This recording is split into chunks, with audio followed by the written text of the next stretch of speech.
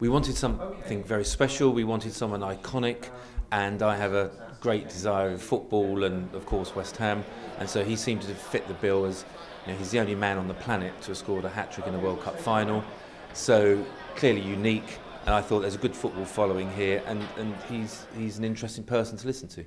Mike, thank you for the introduction, and seriously, I'm thinking of moving to Gibraltar, subject to my wife's approval. We had people coming up to us afterwards saying just what a nice guy he was. He was scheduled to leave at 8:30. I think he left at 9:45 in the evening. He had time for everyone, whether it was just autographs, photos, or just a chat. And we've had so many sort of nice messages afterwards saying how congenial he was. The stress leading up to our event was awful. Could he get out of the UK, obviously flying in? Would he land here? Would anybody actually turn up because the weather was just dire? The morning of the event, there's a government weather warning to stay indoors. It was just awful stress.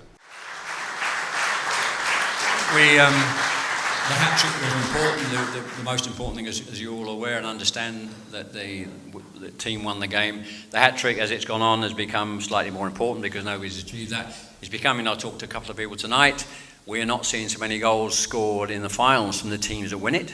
Well, for me, there's a personal side of it. I mean, I didn't realise at the time, but apparently my father used to work with his father at an engineering company in Chelmsford. That's absolutely not related to why we asked him to come over, but that came out in the conversation, so we have a sort of some history back in Chelmsford in Essex.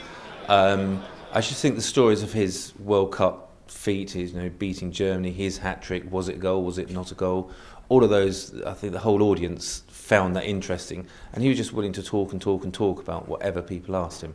We hear the commentary again. That also is such an important part. It's part of our language now. You hear it almost every day about people using that phrase or saying. And I challenge anybody to watch that game now and come up with a better commentary when you've had 50 years to look at it. Astonishing.